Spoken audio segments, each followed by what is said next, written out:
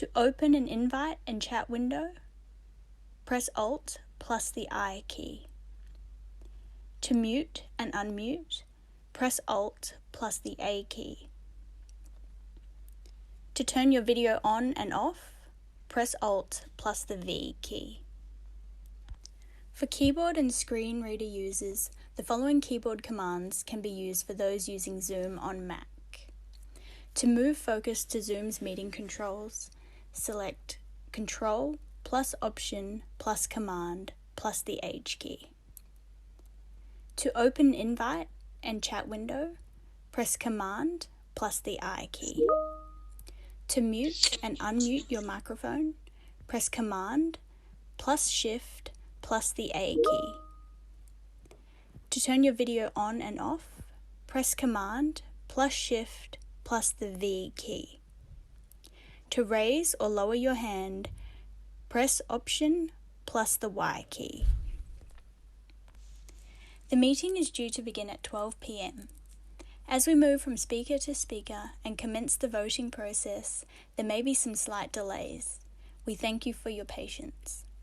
If you wish to turn off the voiceover, please turn down the volume on your device until the meeting starts. Welcome to the 2020 Annual General Meeting of Women with Disabilities Victoria. The meeting is due to begin at 12 p.m.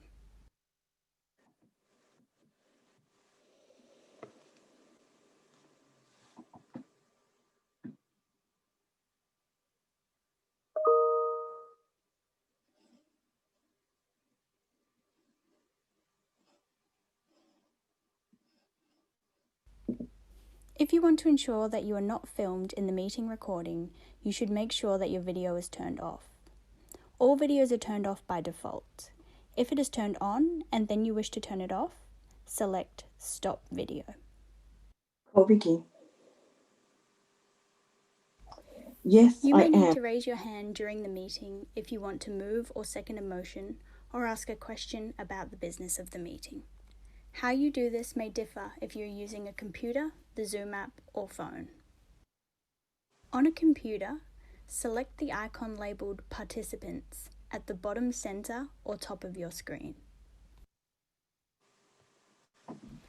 In the window that opens on the right side of the screen, click the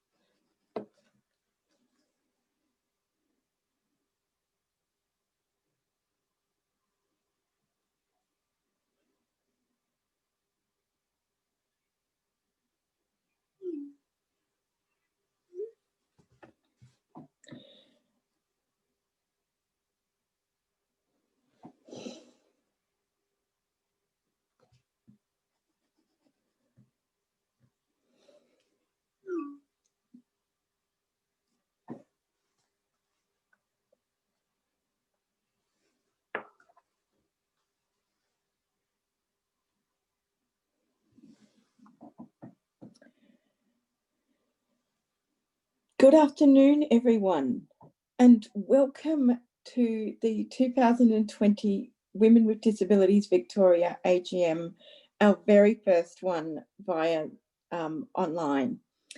My name is Leah Van Poppel. My pronouns are she, her. I'm the CEO of Women with Disabilities Victoria. I'd love to welcome all of our members and other guests to this meeting, which of course has been done a little bit differently this year because of the current pandemic. So please bear with us as we go along today. You may find that there are some delays or some issues, and we're here to help if you need any support from us. You will, of course, see that there are accounts in the chat for you to reach out to if you have questions, and you will have received some instructions on how to get support in your AGM registration pack. Firstly, before we begin properly, I'd like to note that the meeting will be recorded today. So if you don't want to be recorded, your video should be off by default. Then, and your video, if your video is on, if it happens to be turned on, you can select stop video. So you can do that. There's a little graphic of how to do that on the screen, and you again should have some instructions about how to do that. I'd like to begin by acknowledging the traditional owners of the land on which we meet across Victoria today. In my case, I'm on the Wurundjeri land of the Kulin Nation, and pay my respects to elders past, present, and leaders emerging. At this point, I'd like to invite any elders present to offer a welcome to country if they'd like to. If you are here and you would like to do that, I'm inviting you to raise your hand virtually, and I'm now going to explain how to do that on different types of devices so that everyone knows. The instructions will also appear on your screen, and you can find the instructions in the guide that was sent out. If you're on a computer, click on the icon labelled Participants, which will appear either at the bottom centre or the top of your screen, depending on your computer. In the window that then appears at the right side of the screen, down the bottom, you'll see a button labelled Raise Hand. Click on this to virtually raise your hand. On mobile, in the Zoom toolbar, select Show Participants, select More, then select Raise Hand. If you're phoning in today, you can simply press *9 on your keypad. So I'm just going to wait to see if there are any hands raised at the moment.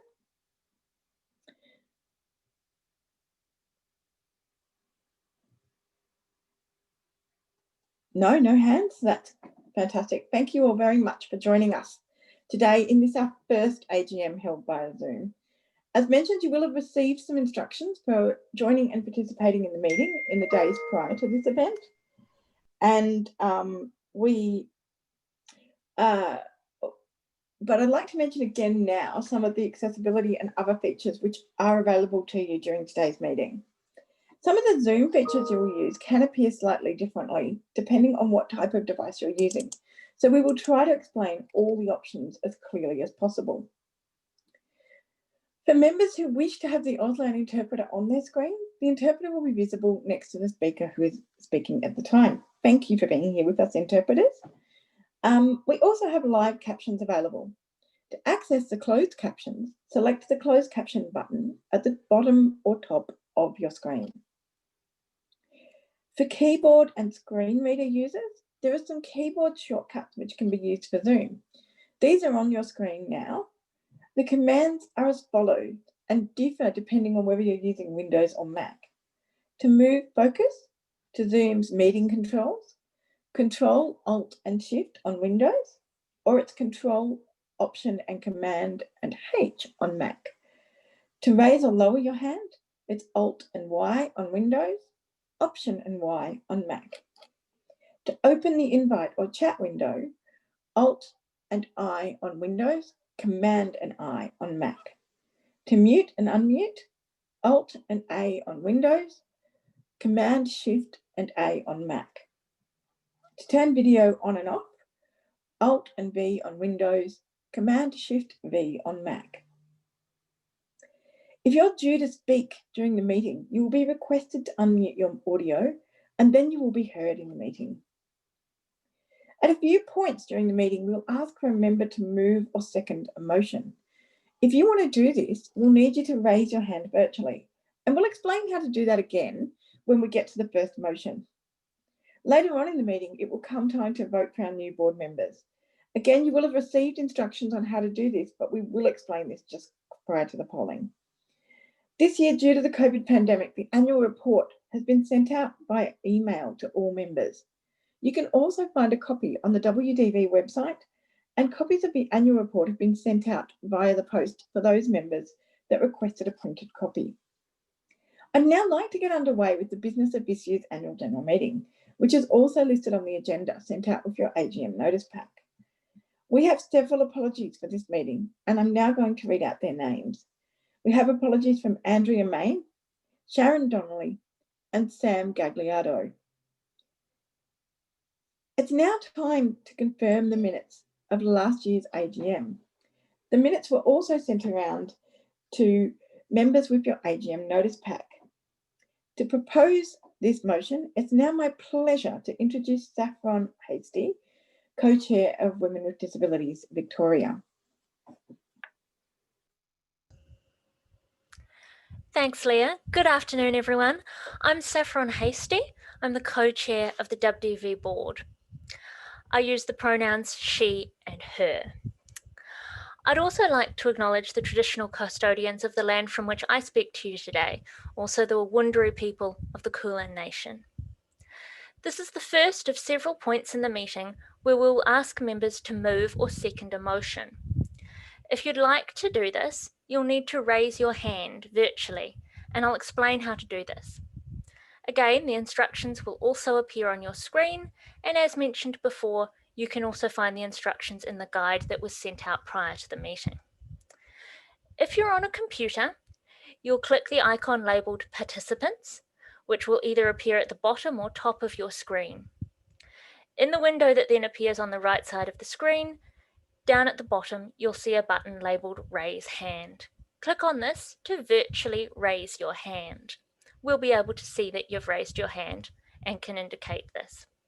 On mobile, in the Zoom toolbar, select Show Participants, select More, then select Raise Hand. If you're phoning in, you can raise your hand by pressing *9 on your keypad. Before we move this motion to accept the minutes from the previous AGM, if anyone has any questions or comments about the motion, we'd ask you to now raise your hand, as I described earlier. And you can ask a question using the chat function. We should have a slide for that. The instructions should appear on your screen shortly. You'll go to the chat function in the drop-down list next to 2, select Meeting Questions, and type in your message. We'll give you a moment now in case anyone wants to type in a message. I also see we've got one raised hand from Marie Allen. Could you unmute yourself now and you can ask your question?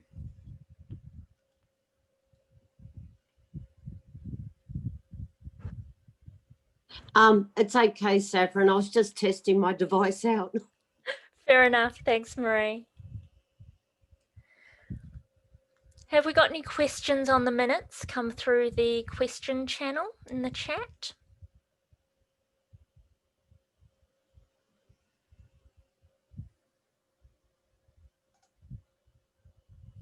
Not so far? Okay, it looks like there are no further comments or questions. Could I please have a mover or seconder for the motion, which is I now propose the motion that the minutes of the 2019 AGM be accepted without amendment. I'm happy to move that myself, and if I could have a seconder by raising your hand. Kim Davies, fantastic. Thank you so much. I can now announce that this motion has passed as there were no questions or comments. Thank you. It's now my pleasure to present the co-chair's report for the 2019-2020 financial year. A summary of the co-chair's report can be found on page 1 of the annual report that has been sent to you. This year, the board of WDV has undergone significant transition with the departure of Anne-Marie Baker, Sonia Leska, and Kate Linton at the 2019 AGM, and Esperanza Torres during our current board term. We'd like to thank them all for their dedication over their terms. The board has focused on 3 key areas for action over the past financial year: board development, strategic planning for the 2021 and 2023 period, and ensuring good oversight of the organisation during the COVID-19 pandemic. We undertook financial literacy training for all board members and have proactively recruited to build a revitalised board going forward. We welcome Susan Stork Finlay and Andrea Main, who joined us as co-opted members this year. Like boards across the globe, we're also providing oversight in a time of great uncertainty. Our initial focus has been on making sure that the board itself, our staff team, and everyone who works with us can come together safely and accessibly online. We're particularly grateful to the WDV staff, our CEO, Leah, and our acting CEO from the start of the year, Nadia, for their resilience and dedication during this unusual time. Even with the distance to nature of strategic planning this year, we were still able to hold a number of planning sessions as a board to look at our progress against the current plan and hear feedback from our members, staff, and other stakeholders. We thank everyone who has generously contributed their time and thoughts to this process, especially to members who completed our member survey earlier this year. We're excited to be launching the new strategic plan shortly after this AGM, and we look forward to building a better world for women with disabilities alongside all of you in the near future. And it's now back to our CEO, Leah, for the CEO's report. Thanks, Leah. Thank you, Saffron. I'm here to present the CEO's report for the 2019-2020 financial year. As with the co-chair's report, a summary of the CEO's report can be found also on page 1 of the annual report provided to you. This year has been a mix of great achievements and enormous challenges, not just for us, but for everyone. As we celebrated our 25th year, we found ourselves pivoting to a fully digital world when the COVID-19 pandemic caused lockdowns across Victoria. Our Community Inclusion and Women's Empowerment Program has received funding from the federal government for our Enabling Women workshops and our rural leadership hubs, allowing us to grow our connections to women with disabilities. The existing leadership hubs have undertaken an amazing range of activities, from lobbying for better access to health to running cooking classes. We began to offer online hub meetings to reduce isolation throughout the pandemic. The Workforce Development team has been busy delivering training, developing resources, and offering advice and consultations through our Experts by Experience, a team of women with disabilities. The shift to online learning has led us to pilot digital versions of our training and resources with high demand for both. We've also spoken to government about the very particular effects of the pandemic on women with disabilities, both good and bad. We'd like to thank the Victorian State Government for continuing funding for the Disability Family Violence Crisis Fund and for their ongoing support to reduce the isolation of women with disabilities at this time. I'm now going to hand over to Imogen Newhouse, Vice Chair of the WDV Board, for the Treasurer's report.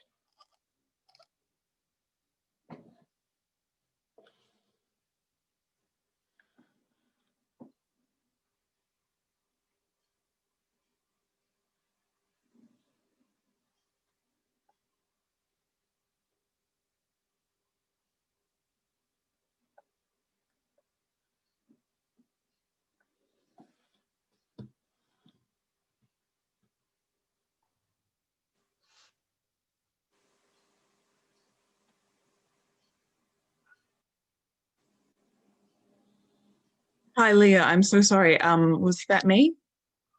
Yes, that's you. Hi, everybody. I'm so sorry for the delay. I'm just experiencing some technical difficulties, so please bear with me for 1 second while I get the right documents in front of me. My sincere apologies.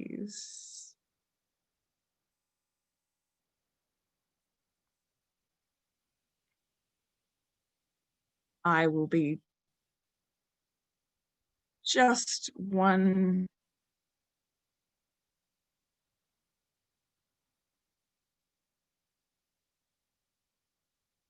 moment.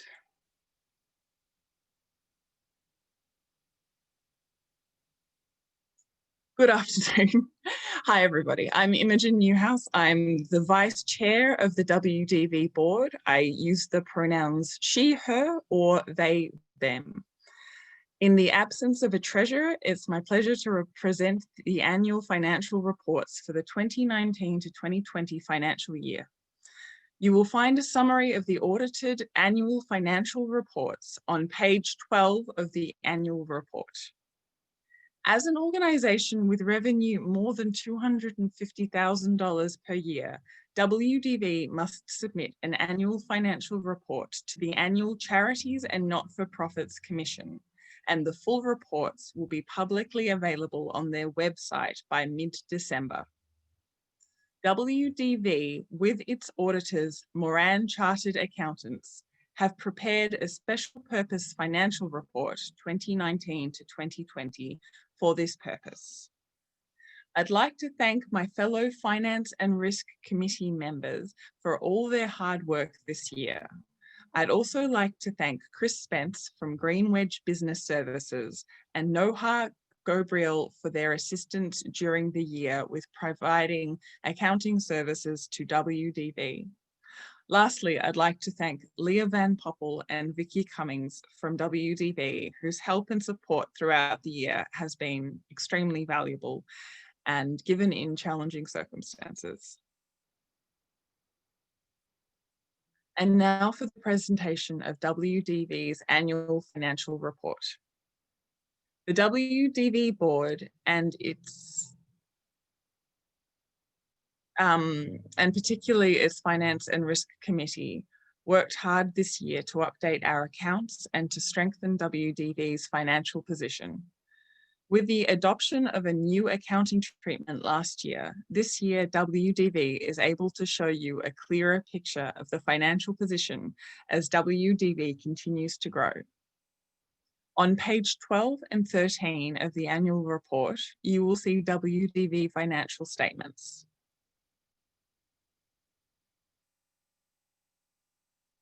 Now you should see a slide of the statement of profit and loss. I'll just switch between, yep, fantastic, that's up. Revenue, which is money coming in for this year, was $1,815,846, an increase of $403,845 from last year. Expenses, which is money going out for this year, was $1,880,729, an increase of $374,430 from last year. This means that WDV for this year has reported a deficit, which is a loss, of $64,883. This means that our expenses were more than our revenue this year. For context, last year, WDV reported a deficit, which is a loss, of $842,597. The equity, which is the value of WDV for this year, was $1,330,261, which is a decrease of $64,883 from last year. However, WDV is in a strong financial position and remains solvent, meaning we are able to pay our debts if and when they are due. WDV have current assets of $2,828,662, which is equal to 2 times our current liabilities of $1,380,371. This is a healthy position to be in. I am also pleased to report that the auditor was very satisfied with WDV management and staff and the way the accounts are being managed. Now I'd like to ask members to accept the financial report before we move this motion. As before, if anyone has any questions or comments, could we please ask you to now either raise your hand or ask questions by using the chat function.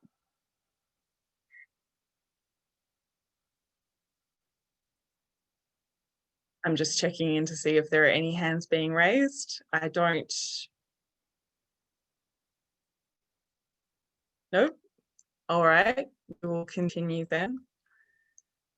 It looks like there are no questions or comments. I now propose the motion that Women with Disabilities Victoria 2019 to 2020 annual financial report be accepted.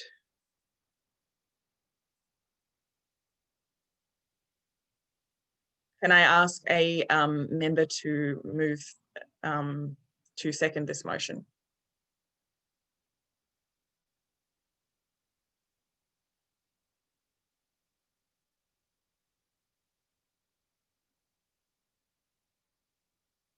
Marie, you've got your hand up. Marie, if you just unmute for a second.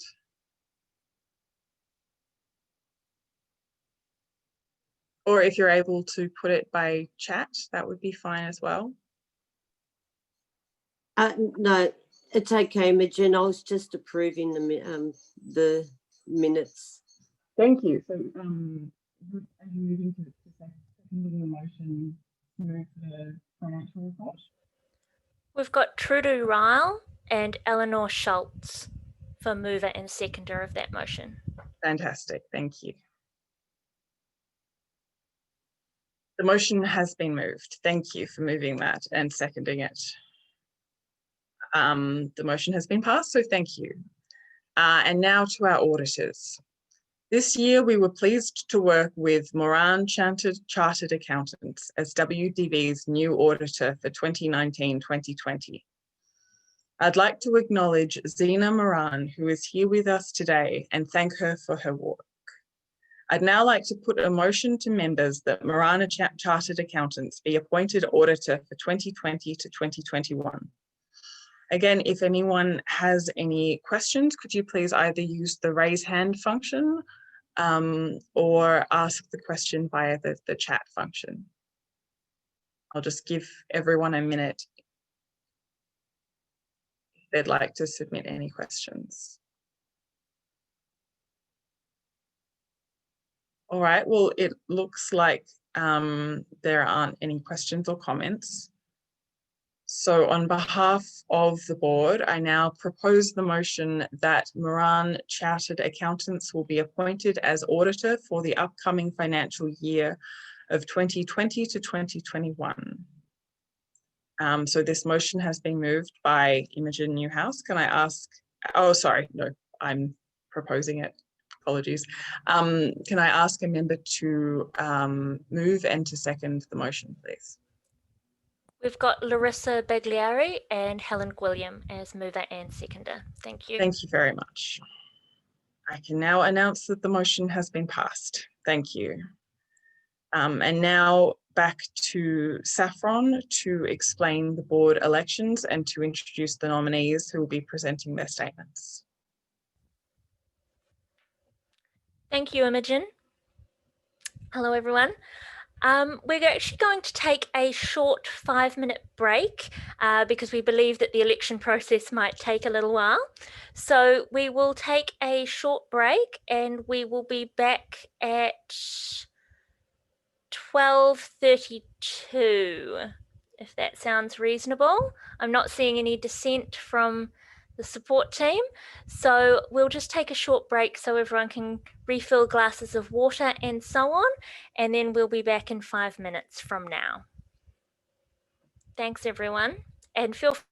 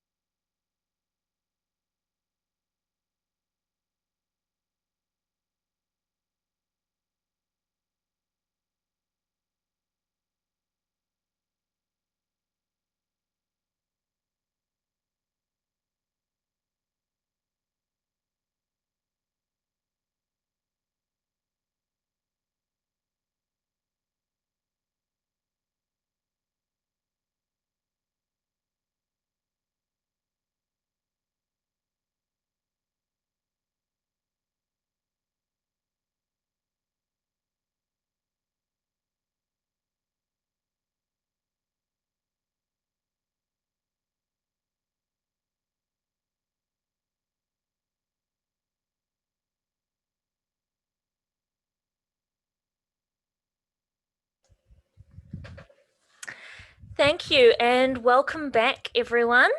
Our break is now finished. I would just like to point of order. I should have mentioned at the start of the meeting that we did meet quorum and we continue to have quorum. So the meeting is able to make decisions and will continue. So thank you for that reminder, Elise. We are ready to continue. It's now time for the process of voting for the new members of your WDV board. There are a maximum of 9 seats on the board for member directors and up to 2 co-opted directors. Some of those positions are currently filled because our board terms are 3 years. I, Saffron Hasty, am to retire as I have served 3 consecutive 3-year terms. So this makes me ineligible for reappointment due to the WDV Constitution's Clause 19.2.2. Due to my retirement, I'm able to act as a returning officer and conduct the polling, as I no longer have a conflict of interest because I'm not up for election. There is also a vacancy from the resignation of Esperanza Torres, and there are therefore 5 positions vacant for new member directors, which we'll be voting on today. Trudy Ryle, whose term has come to an end, is renominating. Susan Stork Finlay, who has been filling a casual vacancy this year, will be nominating as a full director for a full term. And there are also several new nominees for the member positions. The new nominations are from Jeanette Collinson, Kim Davies, Alex Holland, Shakira Hussain, Monica Innes, Amber Karanicholas, Diana Piantadosi, Chloe Polgaze, Annaberubal, and Anya Zaminishnik. Rachel Franklin has withdrawn her nomination as a board director and will not be included in the polls for election. Because the number of nominations we have received exceeds the number of vacancies to be filled, a vote will be held in accordance with Clause 21.3 of our Constitution. Votes for the 12 nominees will be tallied in simple form, not a preferential system. This year, because we're online, we'll be holding a separate poll for each of the 5 positions. As a full member, you can vote for one candidate you most prefer in each poll. But as there are 5 positions available, you can choose to vote for up to 5 candidates all together, one for each poll. I'll explain this more in a moment. The candidates with the most votes will be declared elected to the 5 vacant board positions at the end of polling. I'll now invite the board nominees to present their personal statements. The nominees have been numbered according to alphabetical order of their surnames and will be called in that order. Copies of their statements have been sent to you in advance to all full members, so you can refer to those written statements as well if you prefer. After the nominees have presented their statements, we will then present the first polling window. I'll give you further instructions on how to cast your vote at that stage.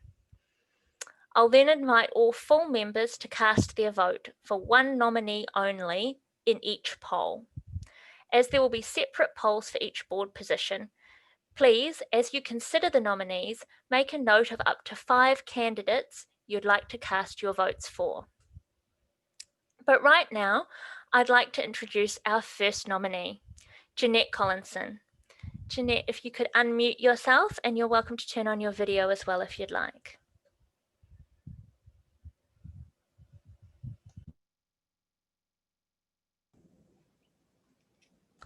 Jeanette, do we have Jeanette? Saffron, this is Kerry Doherty. Unfortunately, Jeanette hasn't been able to join us, so I've been asked to read her statement. Fantastic. Thank you, Kerry. So this is the statement prepared on behalf of Jeanette Collinson. I was asked if I wanted to participate in the Enabling Women Leadership Program. It taught me how to have a voice as a woman who has disabilities and how I have the right to be heard in and around the year 2000. I went to work with my mother and her business partner in a childcare centre called Happy Nook Daycare. My duties included giving the children their morning teas, doing the washing up, general cleaning up, and watching the beautiful children while I stood at the door. It was a paid job. Before I was married, I went to work at SPC where I worked with others sorting fruit. It was a paid job. In 1996, I participated in the Bride of the Year in Shepparton, where I had to raise money for the Spastic Society. I was named the Bride Achiever of the Year, and I was picked to go to Melbourne to compete in the Victorian Bride of the Year. Unfortunately, that year I became very ill, but it was definitely an honour and something I will always treasure and be very proud of. 5 years ago, I went to work at Billabong Sweet and Treats, where I was working packaging and bagging lollies, and I was able also filling the shelves. It was a great honour to be asked to be by my mentor to speak at the International Women's Day and to do a video telling the story about my life, where there were many happy tears at the end by many and greatly complimented by those that were present. After I had left school, I went to do some volunteer work for the elderly in the nursing home doing things. I like reading books to them and making them cuppas. I've also done a course at Shepparton TAFE in public speaking. That's the end of her statement. Thank you, Kerry, for reading that statement on behalf of Jeanette Collinson, nominee number 1. Now, our next nominee is Kim Davies. Kim, do we have you here? And can we ask you to unmute and turn on your video if you would like to? I'm here. Thank you, Saffron. Thanks, Kim. Okay, so I'm just going to read my statement as you hopefully have got it as well. So, hello, my name is Kim Davies, and I'm grateful for this opportunity to nominate for the Women with Disabilities Victoria Board of Directors. I have a depth and a range of personal and professional experiences that I believe will make a positive contribution to our association. And these include that I identify as a disabled woman, that I live in regional Victoria, that I love and care for family members with disabilities, my son and my husband, that I've successful previous work as a school principal, as a primary teacher, and as a social worker, and that currently I work as an academic, a lecturer in the School of Education at Deakin University, and I teach and research into critical disability studies and inclusive education. In addition to my own lived experiences with disability, I have a lot of experience with a range of government policies and practices that impact directly and otherwise living with disability, as well as what I believe to be finely honed capacities to respectfully critique and respond to these policies and their effects. I've several academic degrees in education and social work, including a doctorate, a PhD from the University of Queensland. It would be a privilege to work hard with and for women with disabilities in Victoria. Thank you. Thank you, Kim. That was Kim Davies, nominee number 2 on the polling list. And our next nominee is Alex Holland.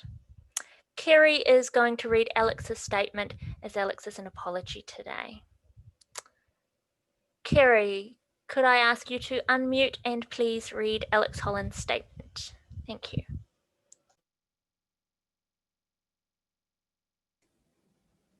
That'd be my pleasure. So I'm reading the statement on behalf of Alex Holland. My name is Alex Holland, and I'm nominating myself to join the Women with Disabilities Victoria Board. You'll be able to see that there is, we've got Alex up on the screen at the moment, which is absolutely fantastic. I'm a 29-year-old corporate lawyer living with cerebral palsy, but don't let my boring job fool you. Some of you might remember me performing stand-up comedy at the WDV AGM a couple of years ago. While I have stepped away from stand-up comedy, I am a passionate young woman with a sense of humour, and a laugh that can be heard from the distance. I grew up in regional Victoria, and in my youth, I found myself trying to ignore my disability and fit into the normal world because it wasn't well connected with the disability community. It was not until my second year studying at the University of Melbourne where I met an English exchange student with cerebral palsy who changed my life. Emily was a woman with pink hair, tattoos, and an attitude to match. I had finally found a woman I could identify with who showed me that a disability makes me unique. I want to be that woman for others. During my studies, I developed an interest in disability human rights law, and I took steps to become more involved in the disability community, including joining WDV. My career path so far has been focused on building my law skills and finding my voice. While I am currently employed by the National Disability Insurance Agency, where I have been given the opportunity to gain a deep understanding of the NDIS, I'm hoping the next step in my career will be fighting for the voices of people with disability to be present in any government policy that affects their rights. I am passionate about including people with disability in shaping research that informs best practice, and this passion stems from and is guided by the well-known mantra of nothing about us without us. I do hope you will consider me in the upcoming election of board members. And that is the end of Alex's statement. Thank you, Kerry, and thank you, Alex. That was the statement for Alex Holland, who is nominee number 3 on the polling list. Now, our next nominee, Shakira Hussain. Shakira, if you... Sorry about that, I was still on mute. I'd carried on there. Shakira, if you'd like to unmute yourself and put on your video if you would like to. Okay, is that all set up? Okay. So, having benefited enormously from the activism and mentoring that I've received from other disabled women, I understand the vital role played by organisations like Women with Disabilities Victoria. And I was very honoured to receive the Brenda Gabe Leadership Award at last year's annual general meeting. I'm scheduled to talk more about what the importance of that award and how I've used it in this past strange year at the end of the meeting, so I won't go into that now. I will say, though, that I would like to contribute to the important work that's done by Women with Disabilities Victoria once I finish up with the Brenda Gabe experience, if I can call it that. And this is why I've put my hand up to stand for the board. I want to contribute to the work of an organisation that this organisation undertakes on behalf of all of us. As for my background, I've gained a wealth of experience in advocacy and community organising in other roles, including as a former member of the SBS Community Advisory Council and the steering committee for the inaugural Feminist Writers Festival here in Melbourne, as well as in various Muslim community events that are a bit ad hoc. One of them came up on my Facebook memories this morning, the Salam Fest, which was a series of cultural events around Melbourne this time last year. I have also written and spoken extensively on topics including gender violence, racism, and disability for major media outlets and at public events. Membership of the board of Women with Disabilities Victoria would allow me to play a more formal role in advocacy on an issue that is of vital importance to me and, of course, to many other women living with disability. I'd make myself available to contribute on tasks such as grant application, report writing, meetings with stakeholders and policymakers, and mentorship. All of these are tasks that I've undertaken in roles with other organisations and as an academic based at the University of Melbourne. And of course, I'm happy to contribute to other tasks as requested.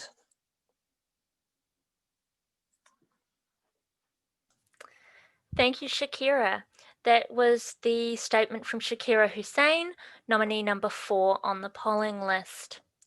Our next nominee is Monica Ince. Monica, if you would like to unmute yourself and turn on your video if you like. Sure. Hi, everyone. My name is Monica Ince. I go by she, her pronouns.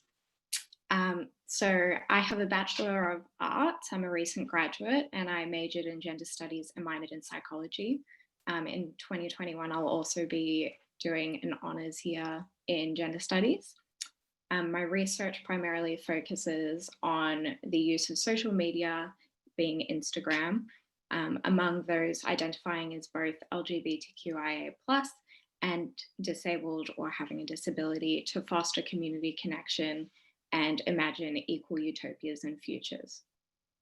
I personally identify as a cis, queer, pansexual, and sexually fluid, disabled, and chronically ill woman. I believe my lived experience at the intersection of LGBTQIA+ and disability community offers a unique perspective that may currently be lacking on the Women with Disability Victoria board. I also represent a demographic of young women with disabilities currently navigating the tertiary education system. My priorities are to bring a queer, digital, and student perspective to the Women with Disabilities Victoria board.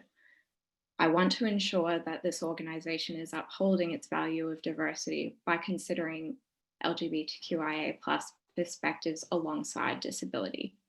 I believe the Women with Disabilities Victoria's social media presence, particularly on Instagram, is currently underutilised and has the potential to greatly improve membership numbers among younger individuals with disabilities who may not have considered joining otherwise, particularly as social media is used to provide social support, connection, and among people who identify as having a disability or as part of the LGBTQIA+ community.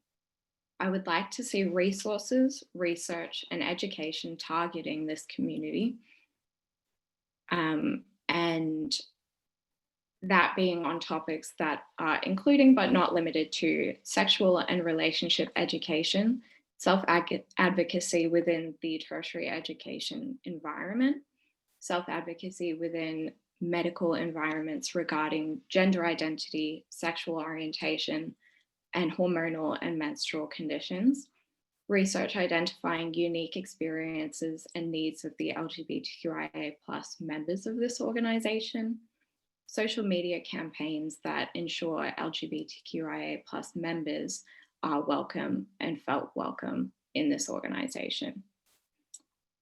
While I feel that I may lack some of the professional experience that are equal to that of the current board members, I really do make up for this in my passion, determination, social media knowledge, student perspective, and unique intersectional lived experience. I'd really enjoy and appreciate the opportunity to be considered for this position. Thank you. Thank you, Monica. That was Monica Innes, nominee number 5 on the polling list. Now, our next nominee is Amber Karanicholas. Do we have Amber here? Yes. Yeah. Cool.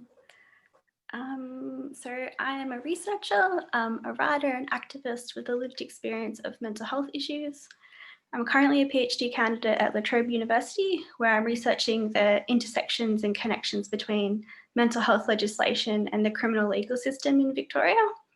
And my passion and drive to do this work and research stems from my lived experience as a victim survivor of violence and experiences of homelessness and housing insecurity as an LGBTQIA+ young person. Trained as a lawyer, I have previous experience working in the community legal sector, in government and participatory research projects, but most recently I've had the great fortune of working as a policy officer at Women with Disabilities Victoria. I'd really love to be able to stay connected to WDV's work while contributing my understanding of the organisation and policy issues connected to both disability and gender, my lived experience and commitment to social justice as a board member. Thanks. Thank you, Amber. That was Amber Karanicholas, nominee number 6 on the polling list. Now, our next nominee is Diana Piantadosi. Diana, if you'd like to unmute yourself, and you can turn your video on as well if you'd like. Thank you. Thank you. I'd like to begin by acknowledging the Wurundjeri people of the Kulin Nation. I live and work on their unceded land and pay my respects to elders past, present and emerging. My interest in taking an active role in this community is deeply personal. Disability has oriented most of my life. I became a carer for my mother with primary progressive multiple sclerosis in 2000, aged 11, until moving to Melbourne in 2016. Last year, I was diagnosed myself with relapsing remitting multiple sclerosis. Among many steep learning curves, I can now attest to having experience navigating the NDIS as a carer, participant, and a researcher. I have a strong sense of community consciousness, and I am passionate about the health and well-being of women and LGBTIQ+ people, a field I'm currently exploring as a sociology PhD candidate at La Trobe University. I have a strong academic record in studies of gender and sexuality. In part, my interest in these fields has been informed by my own embodied experience as a non-heterosexual woman living with a chronic illness. The strongest motivator for my studies, though, has been the diverse group of LGBTIQ+ people I'm privileged to call friends. I work part-time at the Bank of Melbourne, auditing the finance facilities we provide to car dealerships. The work involves attention to detail, a high degree of autonomy, and the ability to meet tight deadlines. Site visits have become increasingly harder to coordinate due to COVID-19 restrictions, requiring agile problem solving.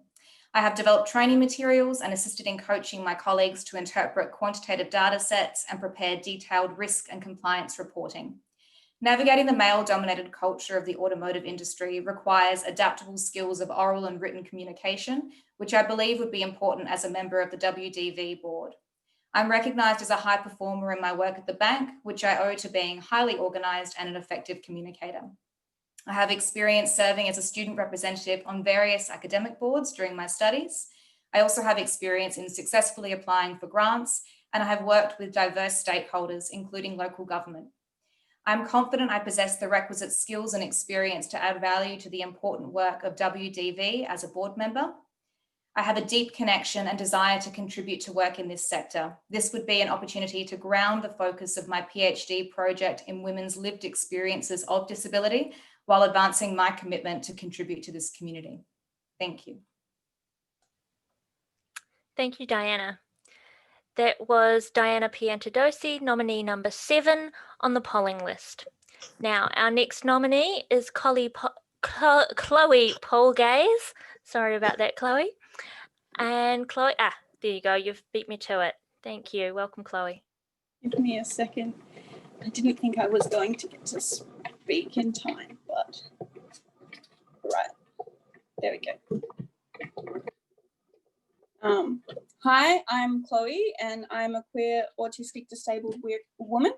In terms of experience, I am and have been the president and secretary of 2 university societies and held other committee roles. I have been on multiple student union committees, the Welfare Committee, Mental Health and Resilience Committee, and have recently been elected to the inaugural Disability and Carers Committee.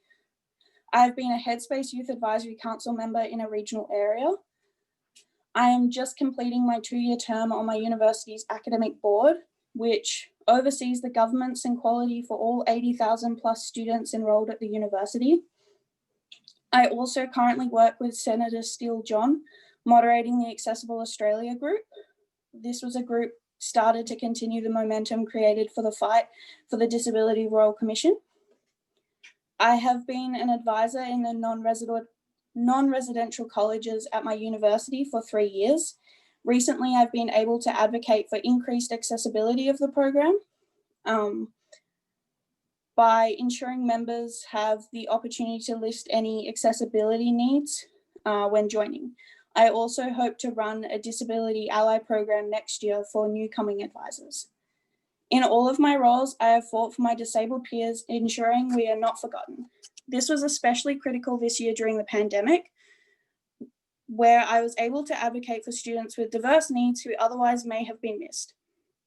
Initially, university management dismissed my concerns, but with persistence and meeting with relevant stakeholders, I was able to continue to push and eventually expand the relevant policy to fully include my peers. Skills. I'm an extremely passionate advocate who has strong leadership, communication, and organizational skills. I am good at creating environments where everyone feels empowered to contribute and valued as a team member. I have a detail-oriented mind which allows me to notice things that might otherwise be missed. This is especially important in relation to policy work. I have also helped in policy creation at my university. If elected onto the board, I will work to increase the accessibility of WDV, ensure that the organisation is well governed and that we comply with all relevant legislation and standards, contribute fully as a member of a team which is committed to upholding the rights of women with disabilities, contribute my strategic thinking skills, knowledge and expertise to enrich the board environment, and leverage my networks and connections where required and work to uphold the aims of WDV. As my time in university advocacy draws to a close, I want to continue making sure that I have an outlet for my passion for advocacy and use for the skills that I have developed so far to make my peers' lives better. Intersectionality is key to all we do, and as a young queer woman with a regional upbringing, I think I can bring new perspectives to the board. Thank you. Thank you, Chloe. That was Chloe Polgaze, nominee number 8 on the polling list. Now, our next nominee is Trudy Ryle. Trudy, if you'd like to unmute yourself.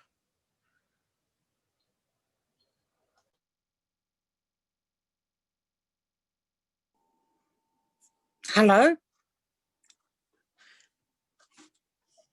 I'm Trudy Ryle. To whom it may concern, and Women with Disabilities Board and members, I have been watching the Crown movie on Netflix about the Queen of England, the royal family, how dedicated the Queen is. Like the Queen, I'll be fully committed to Women with Disabilities Victoria, and I understand the Women with Disabilities needs and the direction, the way the Women with Disabilities Victoria Board should go. Because myself, I have a disability, I'm vision and hearing impaired,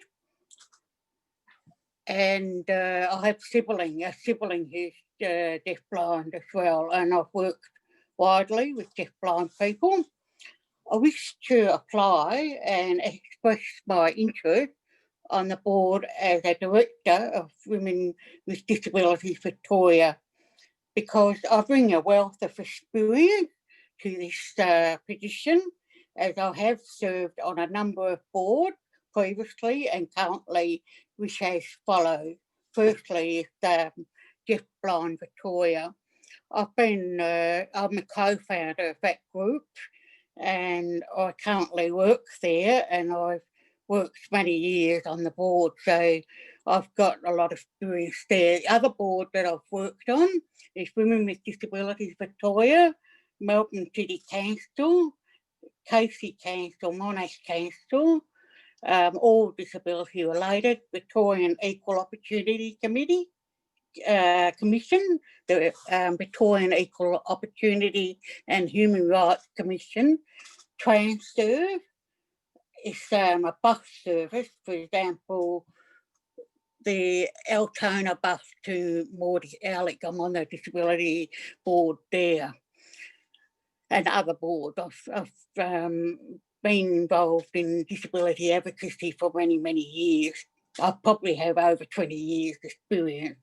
I bring in multiple skills to this position: problem solving, leadership, understand governance, management and its structures. Hang on, I've just got to roll down my document.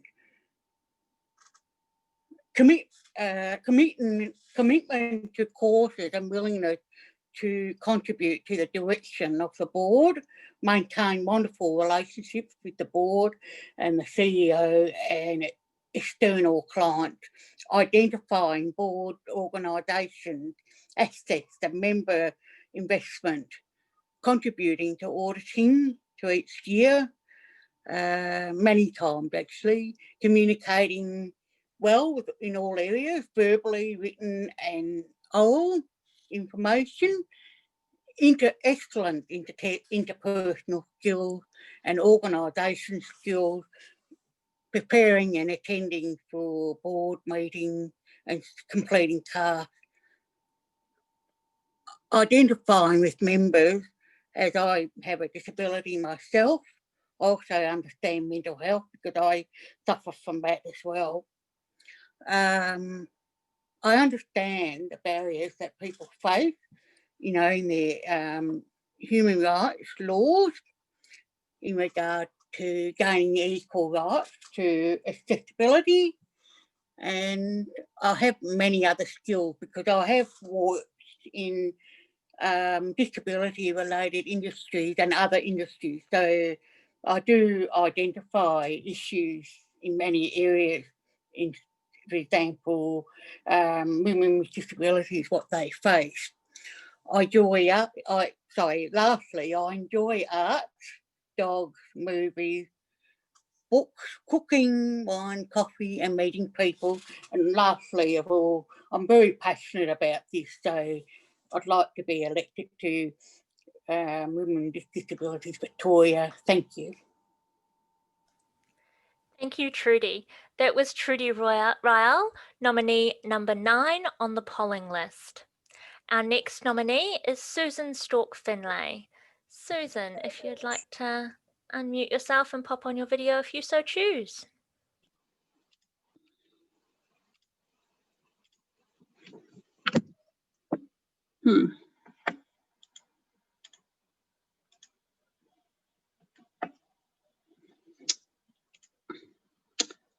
Hi everyone, and great to see you here today. And thank you for the opportunity to nominate. And I'd just like to also say thank you to all the nominees for nominating. It's actually good in a way to actually have a vote rather than vacancies for the board and such a diversity of people nominating. I was co-opted to the Women with Disabilities Victoria Board in 2020, specifically to assist with the Risk Management and Finance and Risk Committee. So I'm now nominating for a full-term position.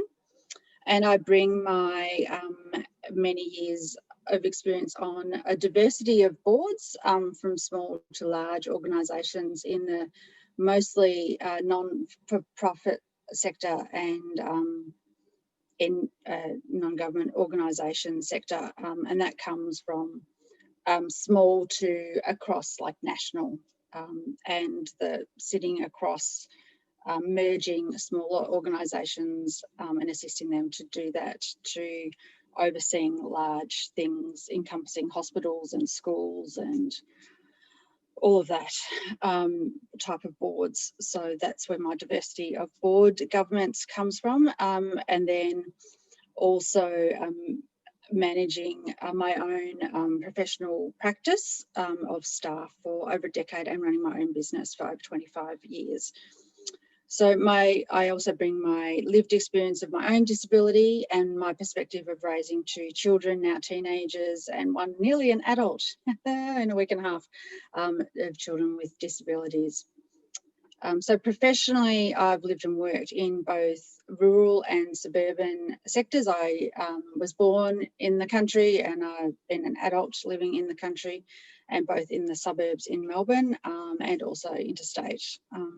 In public education, community, and I forgot to put health and not-for-profit sectors as an occupational therapist, and I went through to my master's and did some psychotraumatology as part of that. And then as an advocate, I worked as an advocate and a systemic advocate for several years, and a consultant.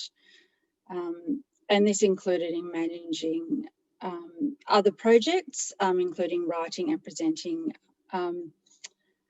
and working alongside state and federal government, including MPs and ministers, and being literally in the room with ministers as decisions were being made, and they were asking me for their advice on things, and that including some critical decisions in emergency management and also in sexuality and disability and spirituality and disability, and presenting alongside international presenters at various levels, and writing an Australian chapter for some international publications. So in terms of board management, the main skills in terms of a board governance skill matrix, my experience that I bring to Women with Disabilities Victoria at present are in board governance overall, risk management, ethical standards, strategic experience, policy development and analysis, advocacy, and then the broader range in terms of government relations, that gender and diversity lens, cultural and linguistically diverse, First Nations, and inclusive access and participation. That broad brush for me, including I've done a lot of work and awareness and inclusivity at that broad brush, but also at that fine-tuning level. In terms of that, I have lots of experience in terms of media and presentation and all of that type of stuff. I've done business management training and qualifications as well, but where I'm at in terms of my professional career, it's more that board governance and advising the board and how to manage, rather than necessarily me putting a lot of time, because other people are more adept who have presented in terms of social media and stuff. I can advise, but I'm not as savvy in terms of keeping very up to date in that, but the general overall, that's where my skills are lying at the moment, because I'm a bit further down the track in where my career is more at that consultant level and with those things up. But I wish you all the best in your decision making, and I will offer my skills and my experience to assist Women with Disabilities Victoria to proceed and grow and continue to serve women with disabilities across Victoria in all the diversity that is. Thank you very much. Thank you, Susan. That was Susan Stork Finlay, nominee number 10 on the polling list.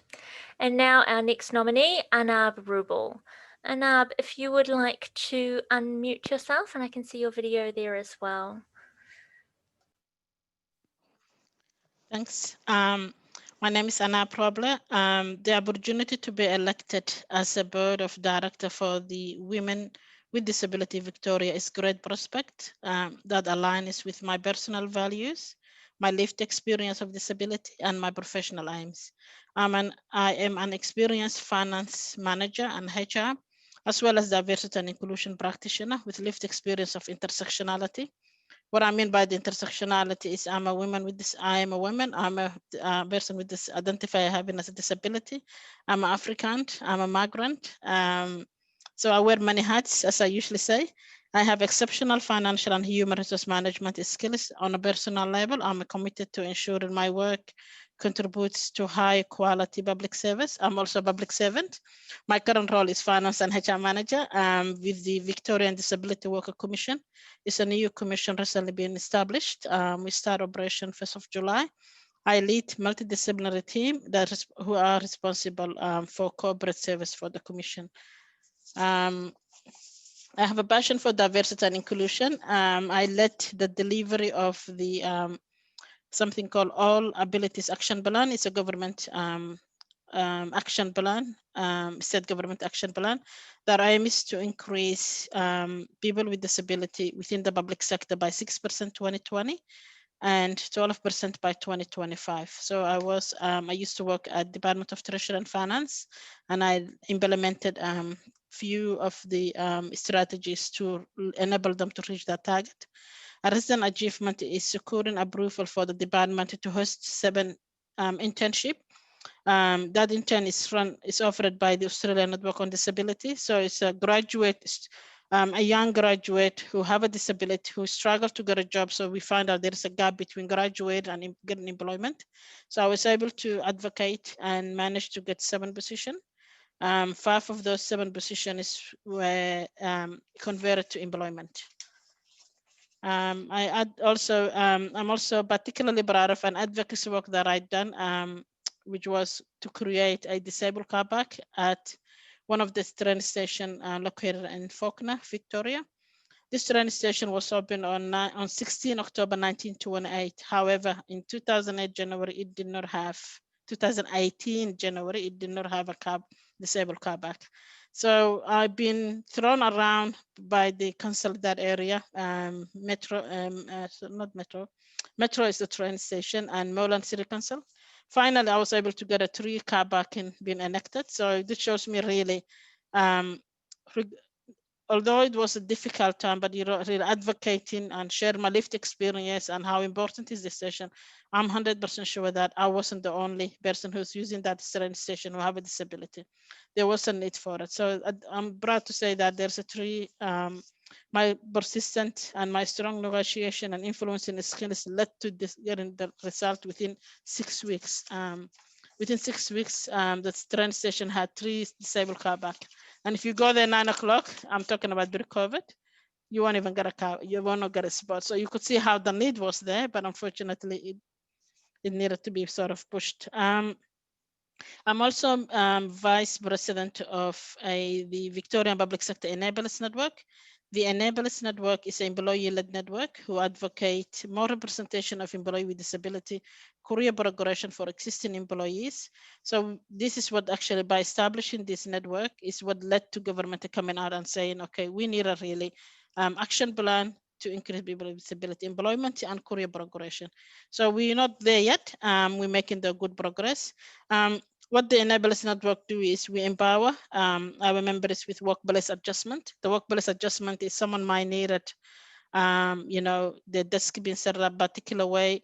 They might need it, chair, which rest arms, like myself, I can't get out of my seat if I don't have the chair with rest arms.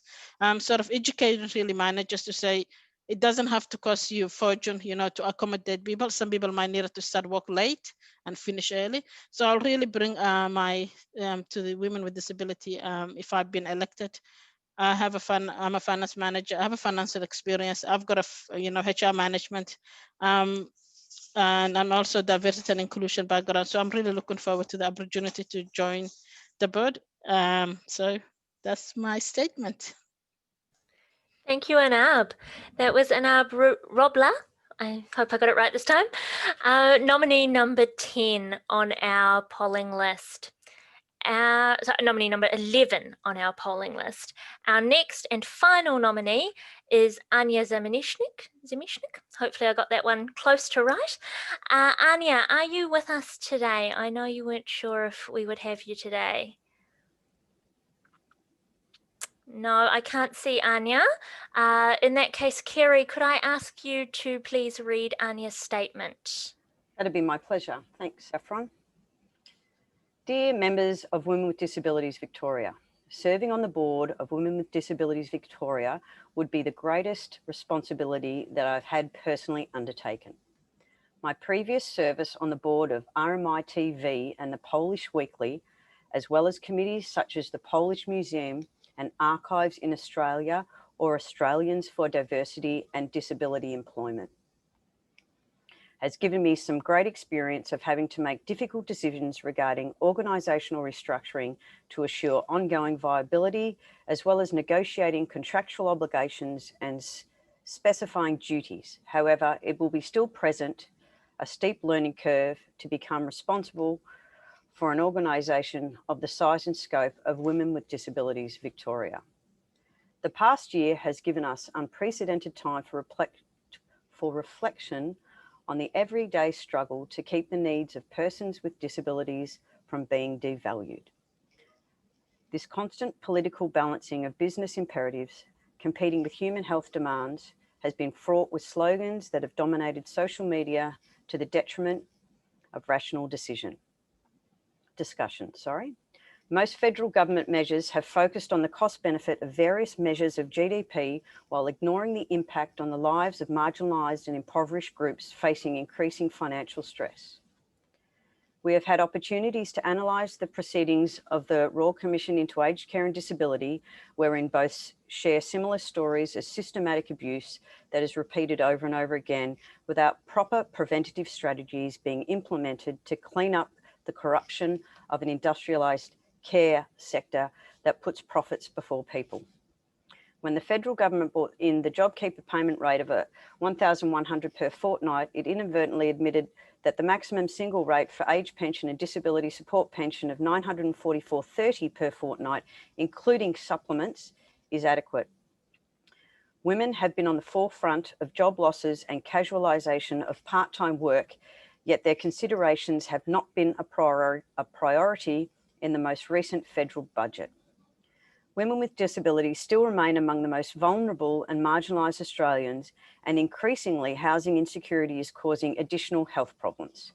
Stress due to inadequate incomes may also bring on more frequent attacks of aggression and violence towards women who, for lack of affordable housing options, may choose to remain in dangerous situations. New rulings around the administration of the NDIS are set to further restrict eligibility when many are already facing huge hurdles to enable them to gain necessary supports. The past year has been a difficult one for Victorians, with the pandemic isolating most of us even more than usual and frustrating our plans.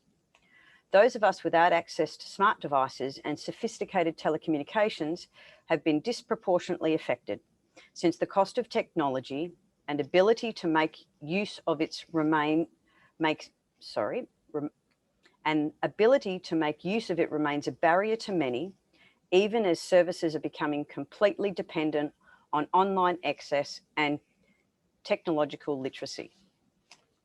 The design of our labour markets, business structures, and even measures of economic activity is just as important as the design of housing and landscapes to increase accessibility to opportunities which enable people to flourish and achieve their fullest potential. Most of my paid employment has been in the financial sector, yet my volunteer work has encompassed a much broader spectrum of television show productions, reporting on community events in print and on the airwaves, as well as creating exhibitions and brainstorming organisational development. My education and career have been affected by chronic health problems, and my role as the family carer, nevertheless, it has not prevented me from active participation in society as a community reporter, broadcaster, documenter, as well as a resource for others struggling to make sense of bureaucratic procedures. There are so many issues affecting women, affecting the well-being of women with disabilities, and challenges we face to improve the quality of our lives. To this end, I would like to be able to contribute my skills in media, research, and lived experience of broken dreams to serve women with disabilities, Victoria. And that's the end of Anya's statement. Thank you. Thank you, Kerry. That was the statement for Anya Zaminishnik, who is nominee number 12 on the polling list. Thank you very much to all of our nominees for your statements. Now we will move on to the time for full members to cast your votes for your preferred nominees in the positions on the board of WDV. For any associate members or other guests at the AGM today, if you don't have voting rights, you'll be placed in a breakout room for the duration of polling so that you won't see the voting window. I've been asked to remind you that this might take a while. We'll do our best to get you back in here, but please do be patient, and thank you for your patience while this happens. For voting members, in a moment, a polling window will appear in front of you to select your option and cast your first vote. As I mentioned before, this year we need to do things a little bit differently. Because we have 12 such excellent nominees for 5 available positions on the board, we're going to run a poll for each of the 5 positions. This means, as members, you'll be able to vote up to 5 times for up to 5 different nominees. We will run the polls one by one for the 5 positions. Each time, you'll be able to select one nominee. The nominees will be listed and numbered on the polls alphabetically.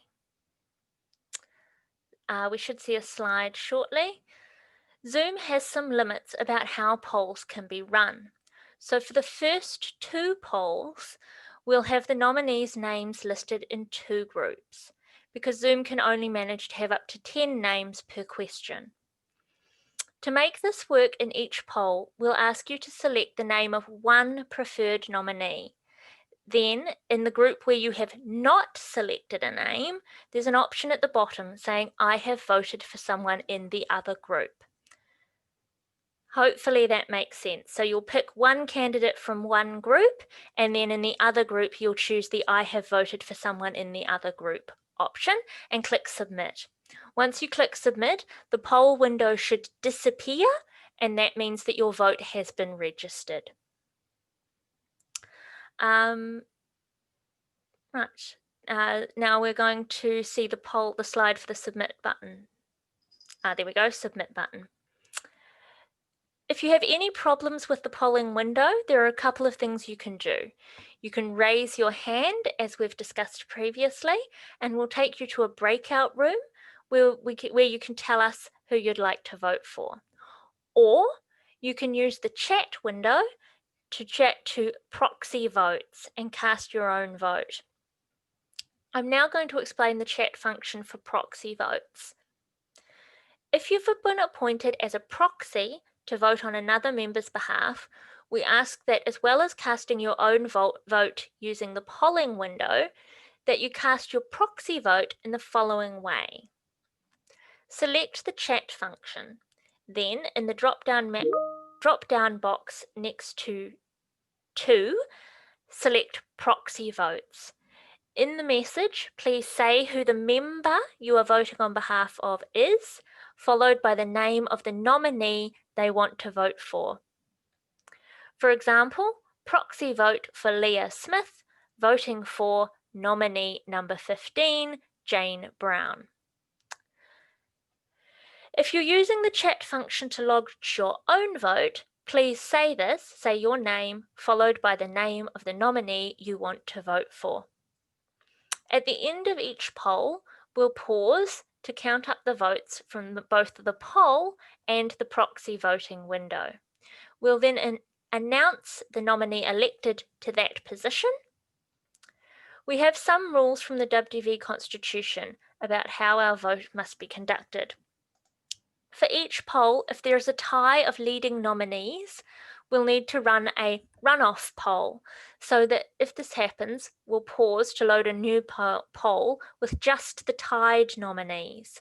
The nominee with the most votes on the re-vote will then be announced as elected to that position. We'll explain further if any votes are tied. After the polling is finished, we can confirm again the 5 successful candidates who have been elected to the board. We will run each poll for 5 minutes to give everyone the best chance of casting their votes. The voting instructions will be running on the screen as well, in case you need a recap. We understand that this voting process might take some time, while we make it possible for everyone to vote, and while our returning officers tally up the results. Thank you in advance for your patience. Over to you, members. You may now cast your votes in the poll for the first position on the board, which should appear shortly.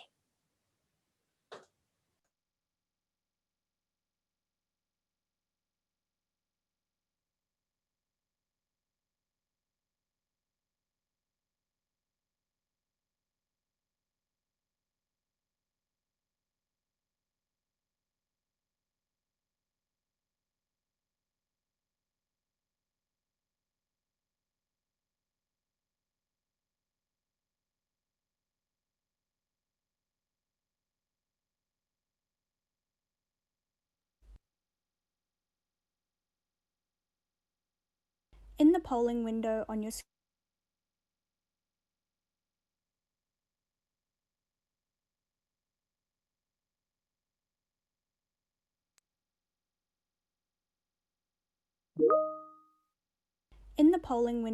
screen, please select the name of one nominee.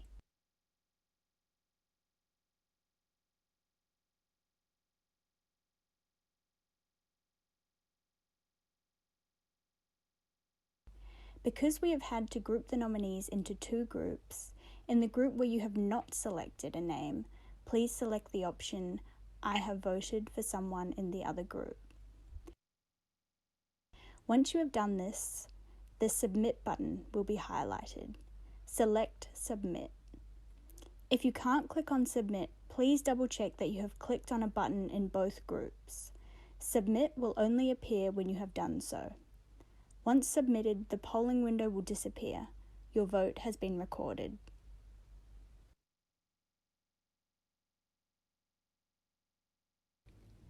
To vote by proxy, first select the chat function.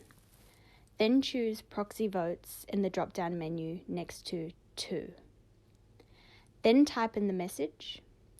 Please say who the member is that you are the proxy for, and the name of the nominee that they are voting for.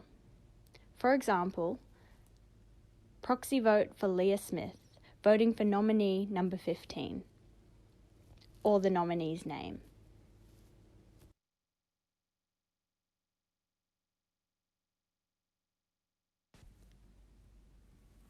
If you have any problems with the polling window, there are a couple of things you can do. First, you can raise your hand and we'll take you to a breakout room where you can tell us who you would like to vote for. Or you can also use the chat system for proxy votes to cast your own vote.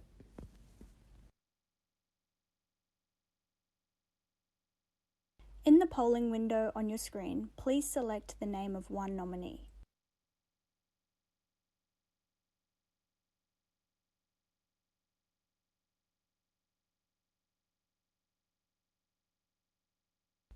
Because we have had to group the nominees into two groups, in the group where you have not selected a name, please select the option I have voted for someone in the other group. Once you have done this, the Submit button will be highlighted. Select Submit. If you can't click on Submit, please double check that you have clicked on a button in both groups. Submit will only appear when you have done so. Once submitted, the polling window will disappear. Your vote has been recorded.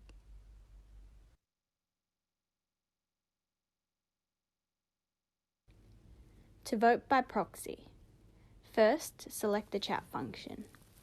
Then choose Proxy Votes in the drop-down menu next to To. Then type in the message. Please say who the member is that you are the proxy for, and the name of the nominee that they are voting for. For example, proxy vote for Leah Smith, voting for nominee number 15, or the nominee's name.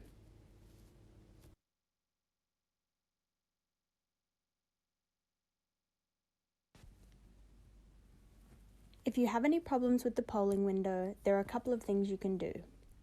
First, you can raise your hand and we'll take you to a breakout room where you can tell us who you would like to vote for. Or you can also use the chat system for proxy votes to cast your own vote.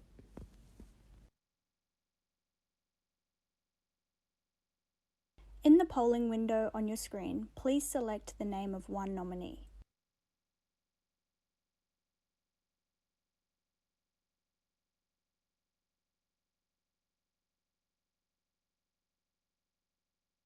Because we have had to group the nominees into two groups, in the group where you have not selected a name, please select the option I have voted for someone in the other group. Once you have done this, the Submit button will be highlighted. Select Submit. If you can't click on Submit, please double check that you have clicked on a button in both groups. Submit will only appear when you have done so. Once submitted, the polling window will disappear. Your vote has been recorded.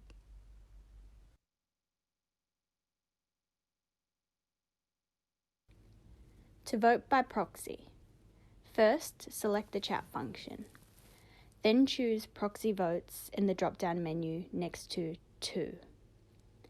Then type in the message. Please say who the member is that you are the proxy for, and the name of the nominee that they are voting for. For example, proxy vote for Leah Smith, voting for nominee number 15, or the nominee's name.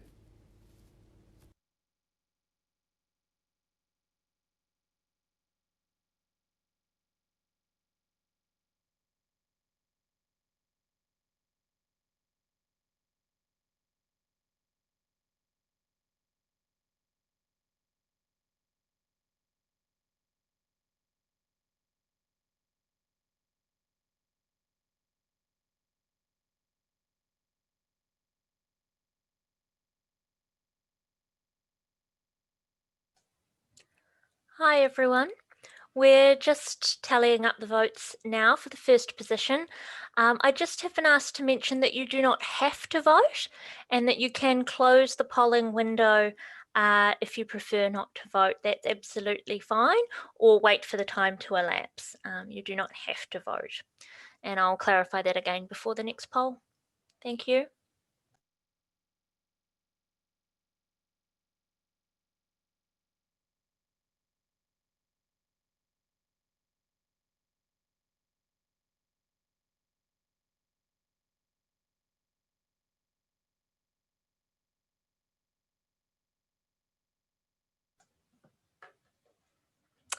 Thank you very much, everyone. Shakira Hussein has been elected to the first vacant position. Congratulations, Shakira. We will now run the second poll for the second position.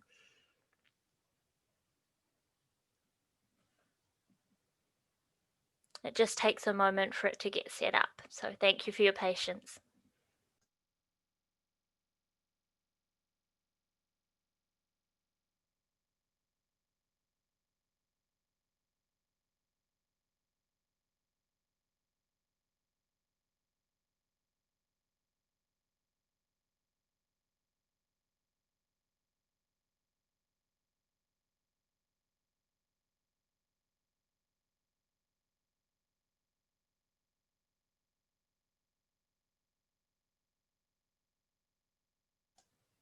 I've been told it will take about 2 minutes.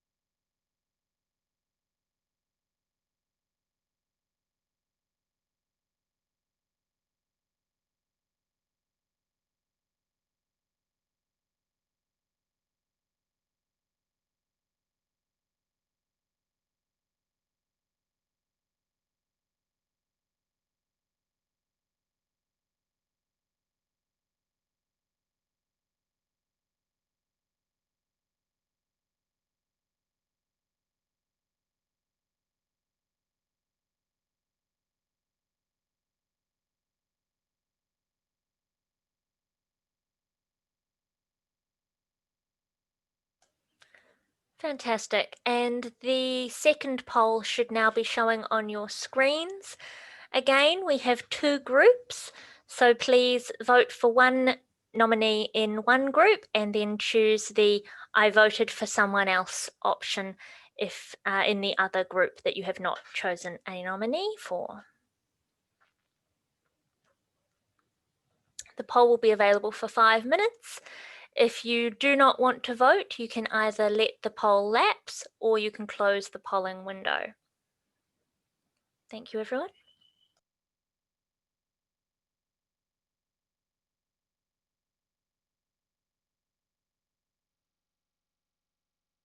In the polling window on your screen, please select the name of one nominee.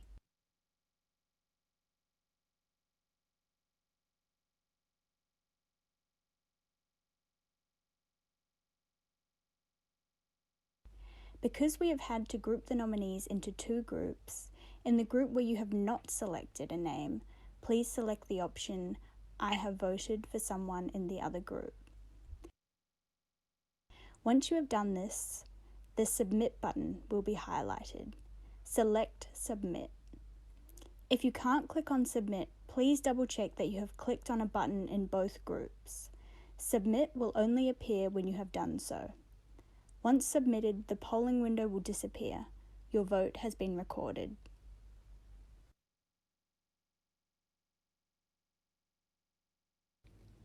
To vote by proxy. First, select the chat function. Then choose Proxy Votes in the drop-down menu next to To. Then type in the message. Please say who the member is that you are the proxy for, and the name of the nominee that they are voting for. For example, proxy vote for Leah Smith, voting for nominee number 15, or the nominee's name.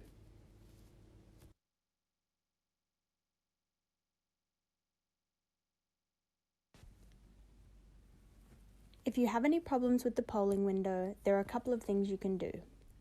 First, you can raise your hand and we'll take you to a breakout room where you can tell us who you would like to vote for.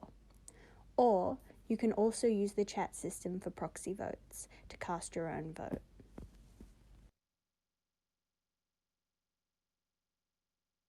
In the polling window on your screen, please select the name of one nominee.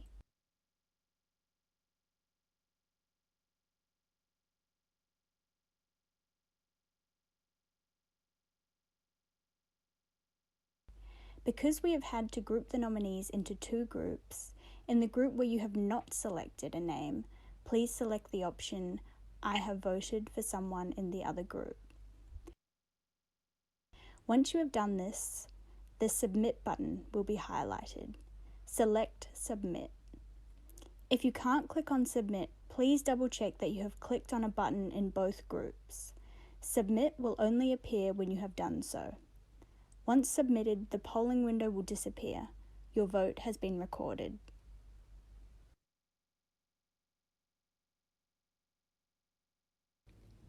To vote by proxy, first select the chat function. Then choose Proxy Votes in the drop-down menu next to To. Then type in the message. Please say who the member is that you are the proxy for, and the name of the nominee that they are voting for. For example, proxy vote for Leah Smith, voting for nominee number 15, or the nominee's name.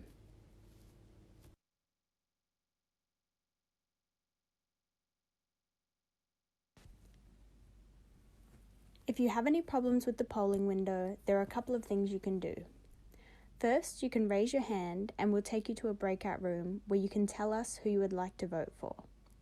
Or you can also use the chat system for proxy votes to cast your own vote.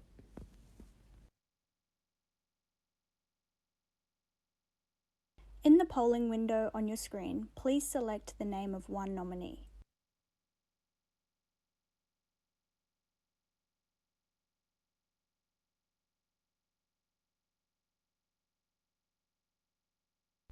Because we have had to group the nominees into two groups, in the group where you have not selected a name, please select the option, I have voted for someone in the other group. Once you have done this, the Submit button will be highlighted. Select Submit. If you can't click on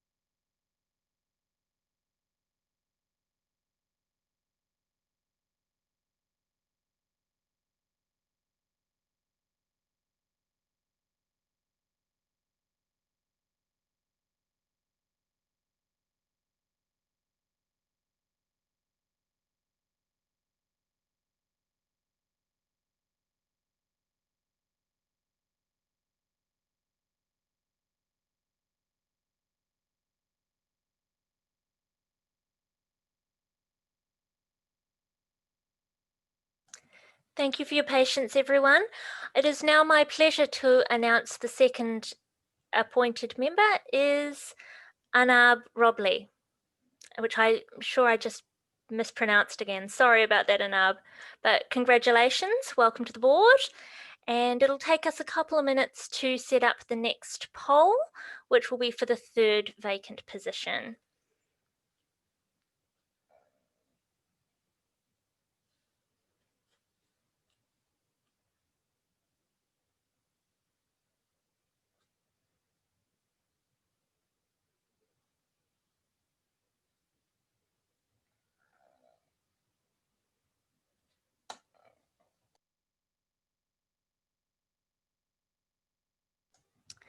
The third poll should now be visible on your screen.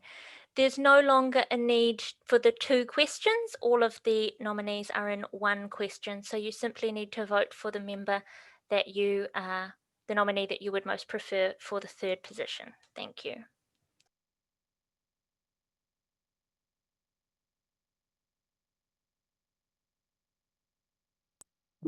In the polling window on your screen, please select the name of one nominee.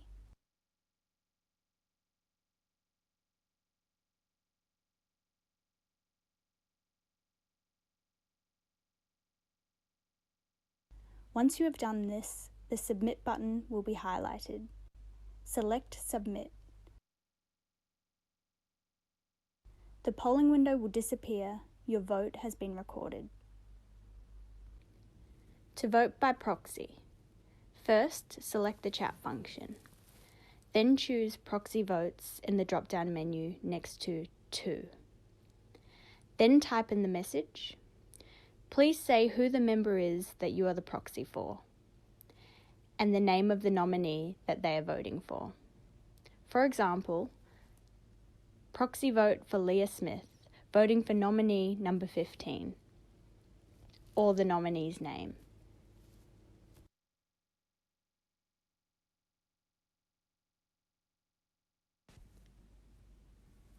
If you have any problems with the polling window, there are a couple of things you can do.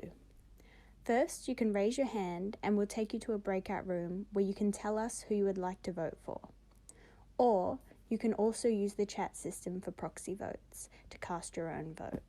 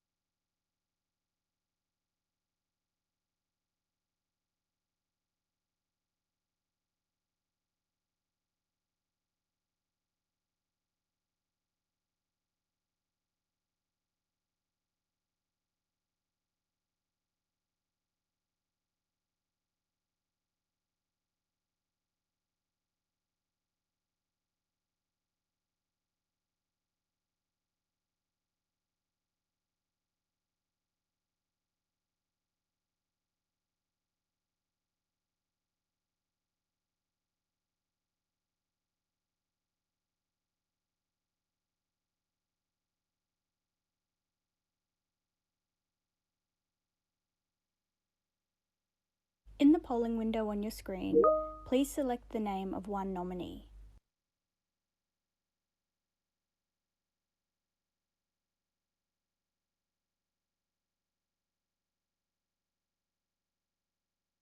Once you have done this, the Submit button will be highlighted. Select Submit. The polling window will disappear. Your vote has been recorded. To vote by proxy, first select the chat function. Then choose Proxy Votes in the drop-down menu next to 2. Then type in the message. Please say who the member is that you are the proxy for, and the name of the nominee that they are voting for. For example, proxy vote for Leah Smith, voting for nominee number 15, or the nominee's name.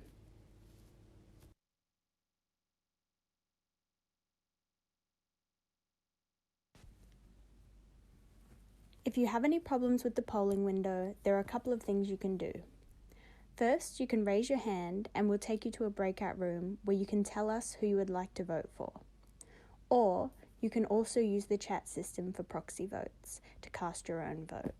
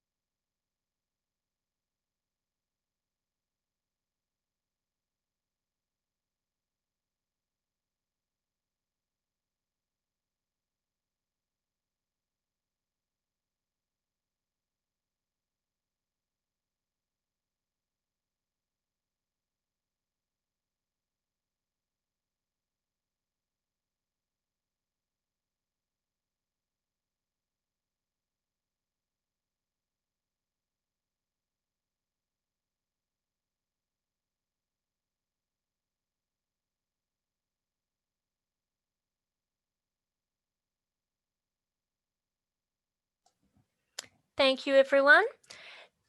I am pleased to announce that Diana Piantadosi has been elected to the third vacant position. So congratulations, Diana. Poll number 4. So it'll just take another 2 minutes or so to set that poll up, and then we will launch the next poll. Thank you very much, everyone.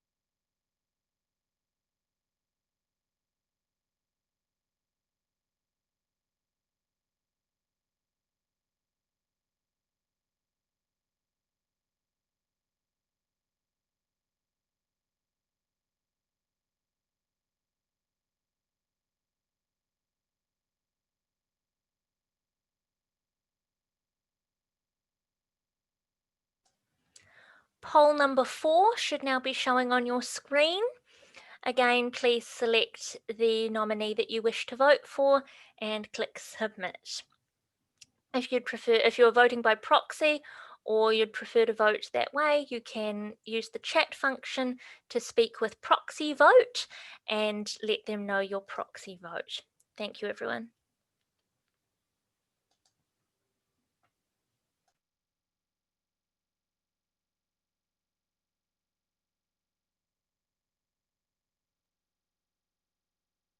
In the polling window on your screen, please select the name of one nominee.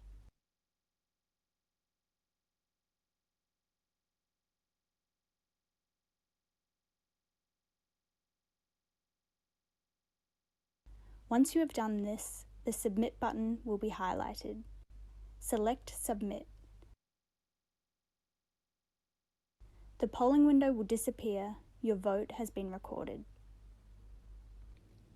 To vote by proxy, first select the chat function. Then choose Proxy Votes in the drop-down menu next to To. Then type in the message.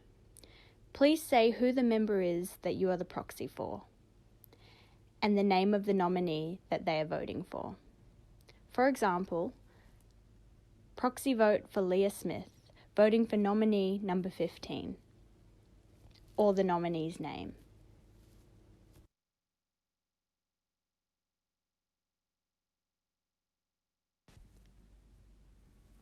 If you have any problems with the polling window, there are a couple of things you can do.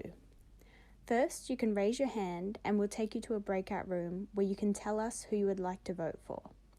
Or you can also use the chat system for proxy votes to cast your own vote.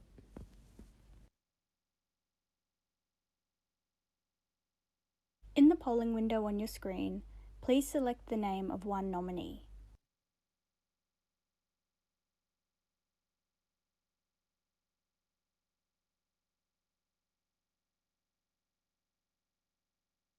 Once you have done this, the Submit button will be highlighted.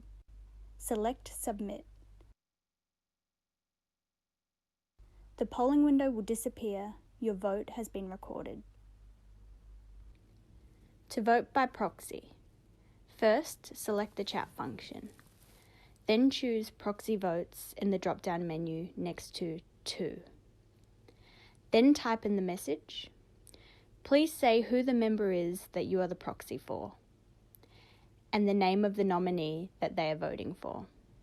For example, proxy vote for Leah Smith, voting for nominee number 15, or the nominee's name.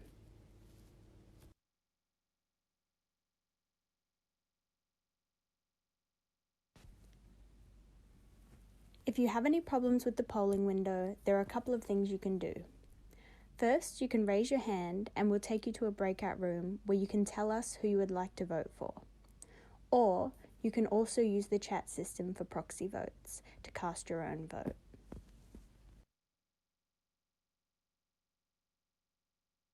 In the polling window on your screen, please select the name of one nominee.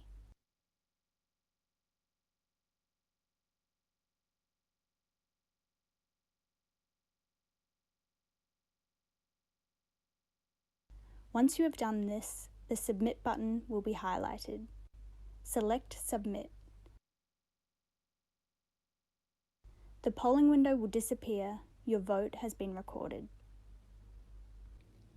To vote by proxy, first select the chat function. Then choose Proxy Votes in the drop-down menu next to To. Then type in the message.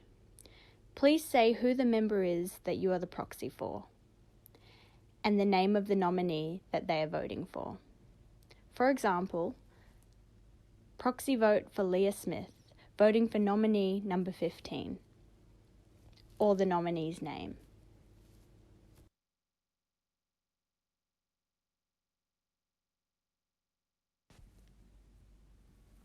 If you have any problems with the polling window, there are a couple of things you can do. First, you can raise your hand and we'll take you to a breakout room where you can tell us who you would like to vote for. Or you can also use the chat system.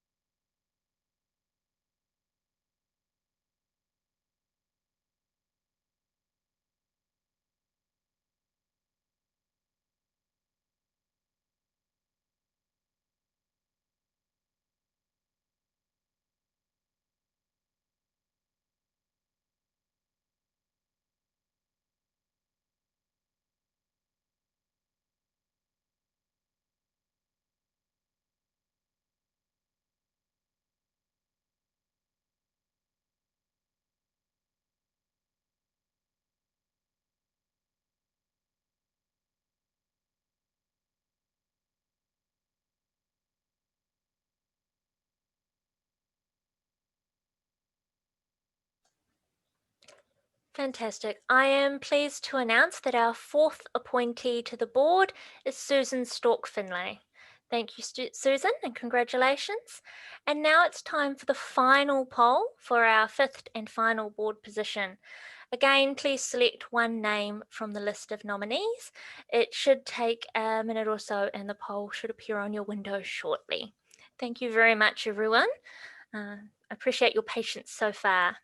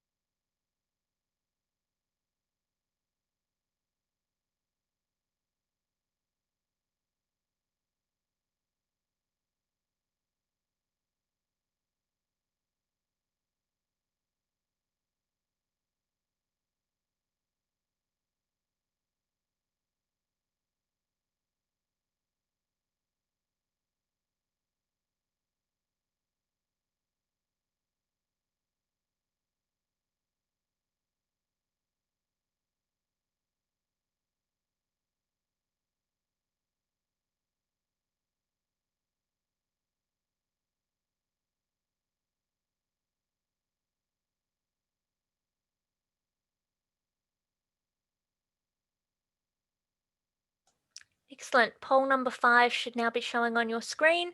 Please select the final nominee that you want to vote for the last vacancy. Thank you, everyone.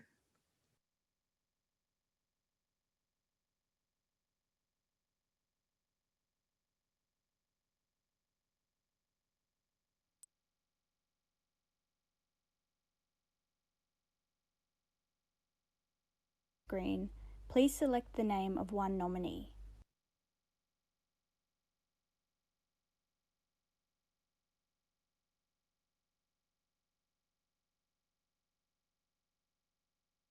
Once you have done this, the Submit button will be highlighted.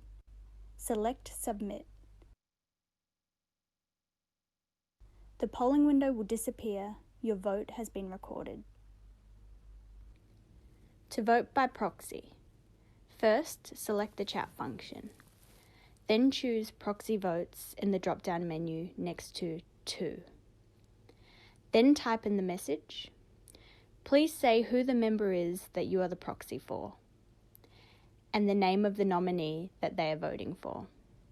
For example, proxy vote for Leah Smith, voting for nominee number 15, or the nominee's name.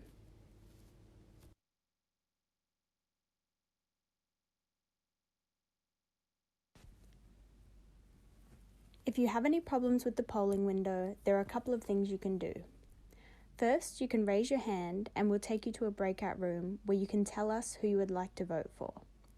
Or you can also use the chat system for proxy votes to cast your own vote.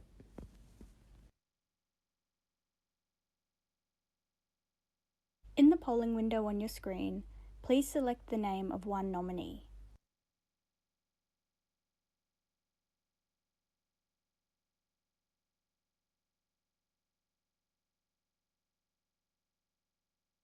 Once you have done this, the Submit button will be highlighted.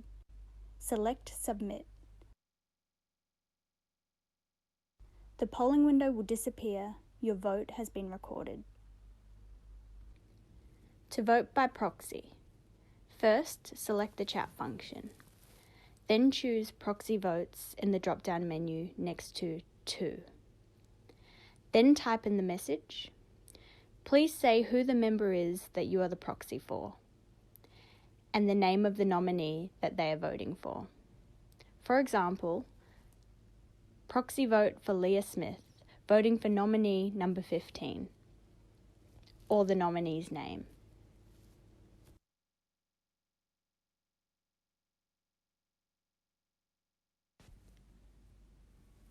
If you have any problems with the polling window, there are a couple of things you can do.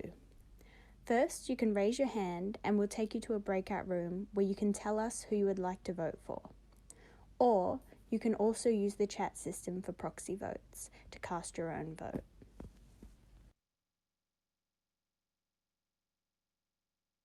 In the polling window on your screen, please select the name of one nominee.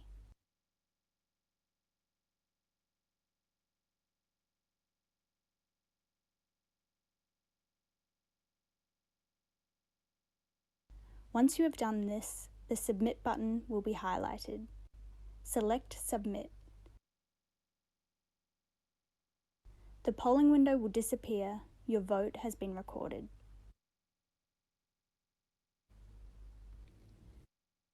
To vote by proxy, first select the chat function. Then choose Proxy Votes in the drop-down menu next to 2. Then type in the message. Please say who the member is that you are the proxy for, and the name of the nominee that they are voting for. For example, proxy vote for Leah Smith, voting for nominee number 15, or the nominee's name.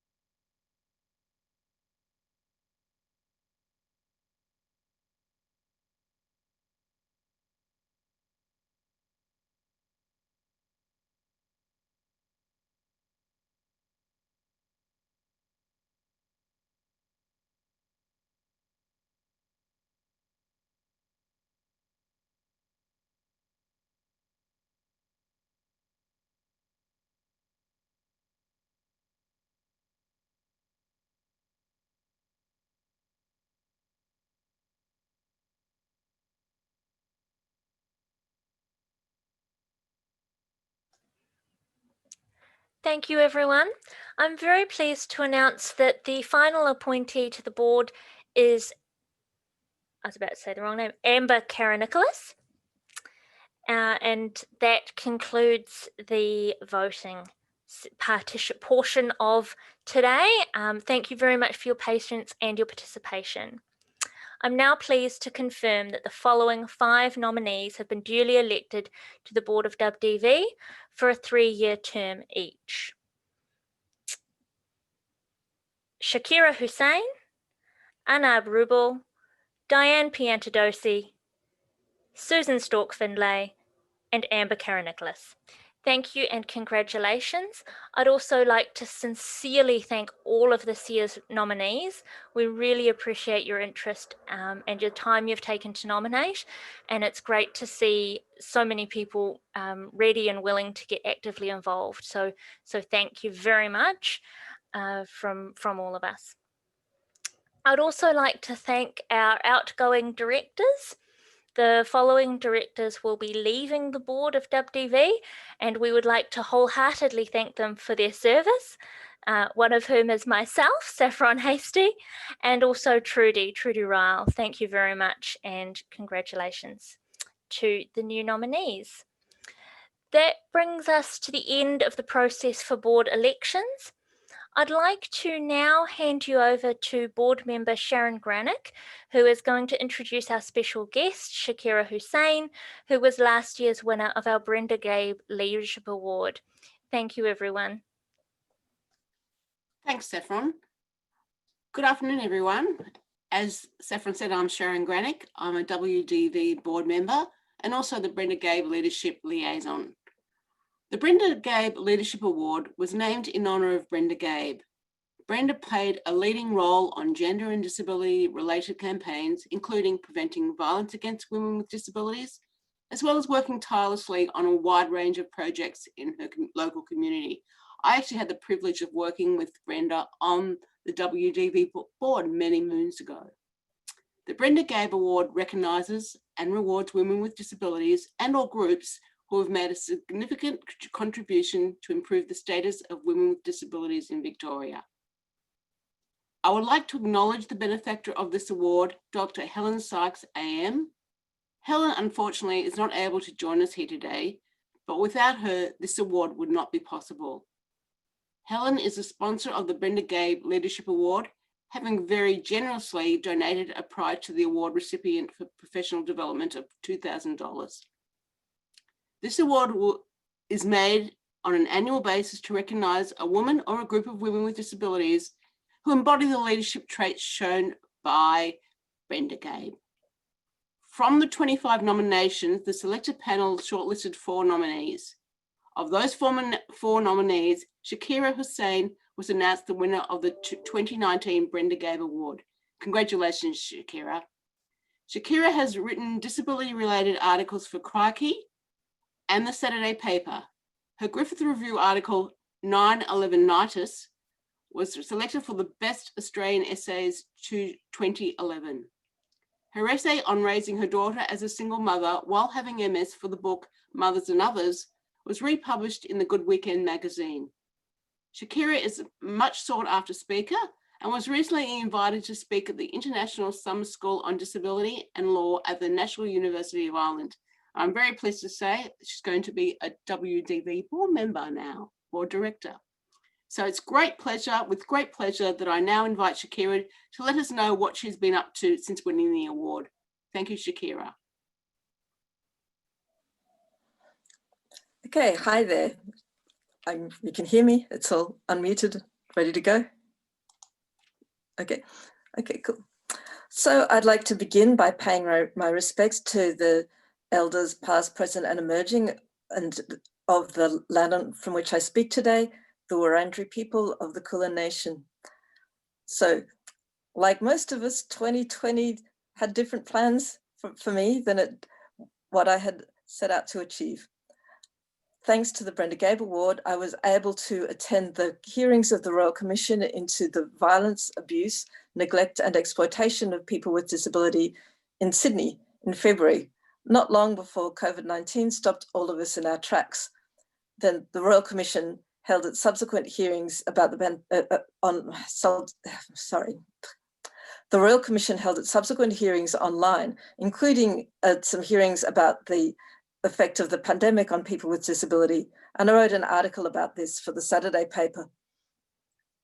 But I've spent much of the year working on extending the essay, my essay 9/11itis, into a book-length memoir about my experience of post-9/11 politics and multiple sclerosis.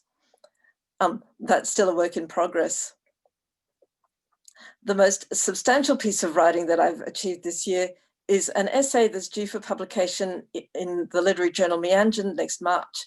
It's called An Appointment with Nurse Apocalypse, and it describes my personal experience of living through the pandemic. And as for many disabled people, various aspects of the lockdown were very familiar to me. So I'll read a short extract from that essay now and hope that it strikes a chord with you as well. I phoned the multiple sclerosis clinic to ask whether I needed to take any special precautions at the outset of the pandemic, and was told that I should act as though it's the middle of winter and everyone has the flu. That meant avoiding public transport unless absolutely necessary, steering clear of crowded locations, and above all, washing my hands thoroughly and using hand sanitizer when that wasn't possible. Hand hygiene is our #1 recommendation. This was much the same as the advice that I'd been given after having an immune system reboot a few years ago, and the familiarity of this routine was oddly reassuring. There was no mention of face masks, but after seeing that my neurologist friend Kate was urging everyone to wear fabric masks, I bought one from the nearby Turkish gift shop. I was due to graduate from the Bloodwatch monitoring scheme in July with an immune system hopefully robust enough to be left more or less to itself.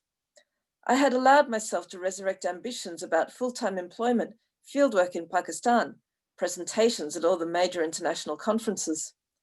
Now those aspirations had to be placed on hold yet again. Everyone else's sudden calamity was my same old. The hand washing, the social distancing, the financial insecurity, the heightened sense of mortality. It was all deeply familiar. Even wearing a face covering and communicating with others who were similarly attired was familiar, given that I'd undertaken fieldwork in Pakistan with the women's wing of the Jamaat-e-Islami. I kept hearing references to the new normal, but crisis had been my normal for as long as I could remember. And I've just never been a fan of sequels. Even with an all-new cast and crew and a surprise twist in the plot, it feels as though everyone concerned is just going through the motions. There's no suspense, no sense of anticipation. I feel as though everyone else in the audience is watching Apocalypse Now while I'm stuck with Apocalypse again, I complained to my friend Ellen. I mean, in the original production, every pathogen on the planet posed a threat to me in particular. This time around, one particular virus poses a threat to everyone on the planet. Of course, I cared about the welfare of everyone else on the planet, my daughter in particular, but I still couldn't shake off the sense of déjà vu. Anyway, you can read the rest of that essay when it's published in March, and I'm sure I'll be talking more with many of you now, having just joined the board of Women with Disabilities Victoria, and I so much look forward to the next stage. And I thank you again for the recognition and the support that was provided by the Brenda Gabe Award.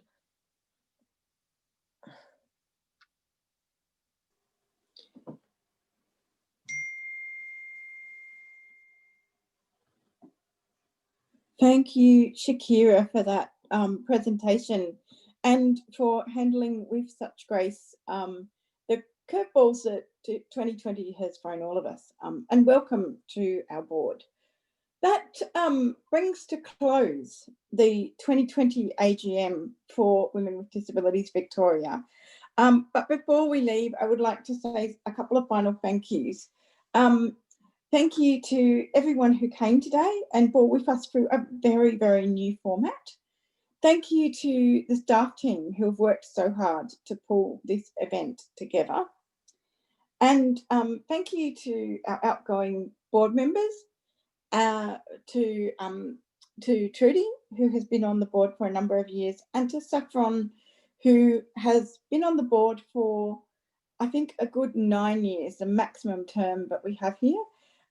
Both Trudy and Saffron have been really thoughtful, diligent contributors to our board, and will be very sorely missed, I'm sure. And we hope that we can tap into their wisdom in the coming years with our new board members. Before we finish, I would like to remind everyone that we have another member event coming up next Tuesday, which is the launch of our very new strategic plan, which has been developed under the unusual circumstances of this year. So that is next Tuesday at 4:30 p.m. And you should have received an email telling you all about it yesterday, but you will also receive a reminder in this week's e-news. Thank you again to everyone for being here with us. We hope that the next year gives you opportunities to be kind to yourself and to come through 2021 safely. We wish you all the best for the coming year, and we look forward to seeing you again at next year's AGM. Thank you, everyone.